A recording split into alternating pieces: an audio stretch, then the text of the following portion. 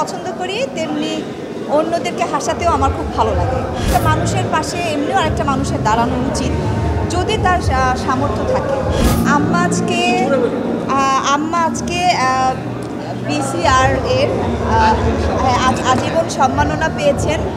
তো আমি ওখানেও বলেছিলাম, স্টেজেও বলেছিলাম যে আমার নিজের অ্যাওয়ার্ড নিতেও মানে এত আনন্দ লাগে না, মানে একটা সন্তান যখন তার মার অ্যাওয়ার্ডটা হাতে নেয় সেই আনন্দটাই আলাদা।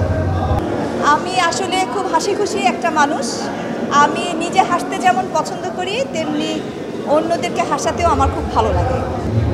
আমার কাছে মনে হয়েছে যে আমি শিল্পী সমিতির ক্যাবিনেটে ঢোকার পর থেকে আমার মনে হয়েছে যে এখানে আসলে অনেক শিল্পী আছেন যাদের আসলে অবস্থা তেমন একটা ভালো না।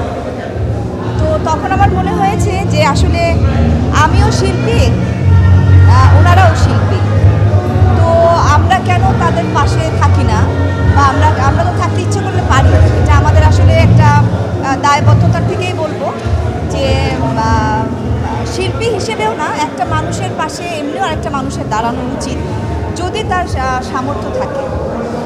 আর আমি বরাবরই এরকম, আমি সমাজসেবা বলেন বা আমি মানে যাই বলেন, মানে মানুষের পাশে দাঁড়াতে আমার আসলে ভালো লাগে, মানে আমার সামর্থ্য অনুযায়ী। ক্যামেরা বলেন, তারপরে লাইটের বলেন, মেকআপ বলেন, সবারই কিন্তু একটা সমিতি আছে। হ্যাঁ, তো এই দায়ভারটা আসলে সেই সমিতির উপরেই নির্ভর করে।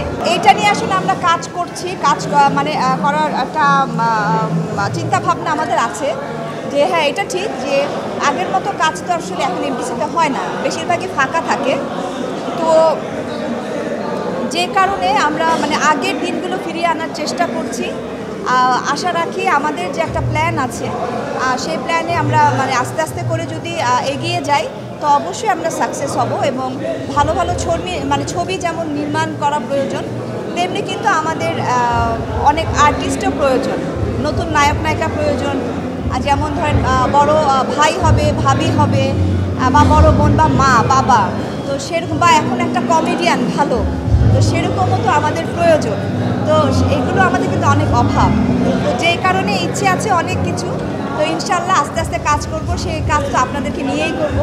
ওনার আসলে চাওয়াটা উনি ভালোই বলতে পারবেন, তবে আমি যতটুকু বুঝতে পারি যে উনি আসলে সুস্থ, ভালো মানের ছবি উনি আশা করেন। আপনাদের মাঝে আর আমাদের মাঝে, শিল্পী আর সাংবাদিক, একটা বন্ধুত্বের মতো সম্পর্ক ছিল, যে সম্পর্কের মধ্যে কিন্তু সাংবাদিক বা শিল্পী এরকম রিলেশন কিন্তু ওনাদের ছিল না। যেই কারণে ওনাদের কাজ করতে অনেক সুবিধা ছিল। এবং যখন আউটডোরে যেত, একটা প্রোডাকশন নিয়ে যখন আউটডোর করা হতো, সেখানে কিন্তু সাংবাদিকরাও যেতেন।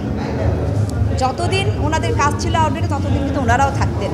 পুরো সিনেমার সব কিছু দেখে, ছবি তুলে, সব নিউজ ওনারা ওইভাবে দিতে পারতেন। তো এই যে একটা বন্ধন, এই যে একটা সম্পর্ক সুন্দর, সেটা যেন আবারও ফিরে আসে, এটাই উনি চান।